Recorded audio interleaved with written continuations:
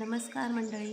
2 दिवसांपासून आपल्या चॅनलवरती मी व्हिडिओ अपलोड करू शकले नाही, कारण तब्येत चांगली नव्हती. तर त्याच्यामुळे माझा आवाज घसा बसला होता आणि व्हिडिओ जरी मी केला असता की नाही तरी मला बोलता येणार नव्हतं, म्हणजे माझा आवाजच फुटत नव्हता. तर म्हणून मी 2 दिवसांपासनं व्हिडिओ टाकला नाही आपल्या चॅनलवरती. आणि आज एक खूप छान आणि सुंदर एकदम सोपी अशी रांगोळी तुमच्याबरोबर मी शेअर करते आहे. तर नेहमीप्रमाणेच तुमचे खूप छान छान कमेंट्स मला आलेल्या आहेत आणि त्याच्यासाठी खरंच मनापासून खूप खूप धन्यवाद. सगळ्या कमेंट्स मी वाचल्या आणि त्यांचा रिप्लायसुद्धा केलेला आहे. तर खूप छान मला आणि कमेंट आलेल्या आहेत. वाचताना खूप जास्त आनंद झाला मला. तर 2 दिवसांपासून व्हिडिओ टाकला नाही त्याचं मलाही कसं तरी होत होतं, कारण की रांगोळी तर मी काढलेली होती आणि शूट पण करून ठेवली होती, पण तुमच्याबरोबर मला शेअर करता आली नाही. तर म्हटलं आज थोडासा घसा सुटलेला आहे, तर म्हटलं आज तो व्हिडिओ करूयात म्हणून. आणि आजची रांगोळी पण खूप सोपी आणि सुंदर अशी आहे. थेंब फक्त आपल्याला ते टाकताना वेळ लागतो, पण बाकी त्याच्यानंतरची जी हे आहे की नाही ती पटकन होऊन जाते. आणि ह्या व्हिडिओमध्ये मी फास्ट दाखवलं आहे, पण मलाही वेळच लागला रांगोळी काढताना, कारण आपल्याला तेवढंसं जमत नाही. त्याच्यामुळे खूप सांभाळून काढावी लागते.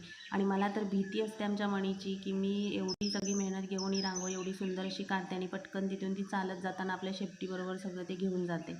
तर त्याच्यामुळे मी खूप काढताना माझं तिच्याकडे जास्त लक्ष असतं, मणीकडे येते का कुठून, येते का कुठून. बसलेली असली तरी तिला तिथून उठून निघून जायचं असतं ती रांगोळी पुसायच्यासाठी.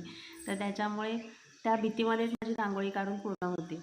आणि आणखीन एक गोष्ट अशी की मणीबद्दल मला काही कमेंट आलेल्या की खूप छान आहे, तर ती दाखवा. तर तिची ना एक गंमत आहे, ती मी पुढच्या व्हिडिओमध्ये तुमच्याबरोबर नक्की शेअर करीन. आणि आणखीन 1-2 कमेंट अशा होत्या की मी जेव्हा रांगोळी काढते की नाही तेव्हा त्याच्या पाठीमागे तुम्हाला जो बॅकग्राऊंडला आवाज येतो पक्ष्यांचा किलबिलाट, तर तो चांगला वाटतो किंवा छान वाटतो असा. तर त्याचं काय माहिती आहे का, की आमच्या गॅलरीतून की नाही, म्हणजे मी तुम्हाला व्ह्यू दाखवीन तो. पहाटे जेव्हा मी लवकर रांगोळी काढते की नाही त्यावेळी पूर्ण शांतता असते आणि शांततेमध्ये ना पक्ष्यांचा आवाज थोडा जास्त येतो.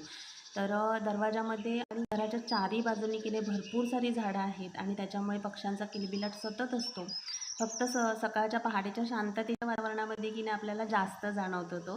तर लवकरच मी तुमच्याबरोबर तो व्ह्यूसुद्धा शेअर करीन. आणि अशा छान छान कमेंट केल्याबद्दल मनापासून तुमचे खूप खूप आभार.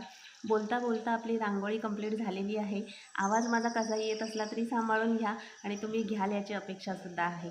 तर ही होती आजची रांगोळी. कशी वाटली नक्की कमेंट करून सांगा. आणि व्हिडिओ आवडला असेल तर लाईक, शेअर अँड सबस्क्राईब.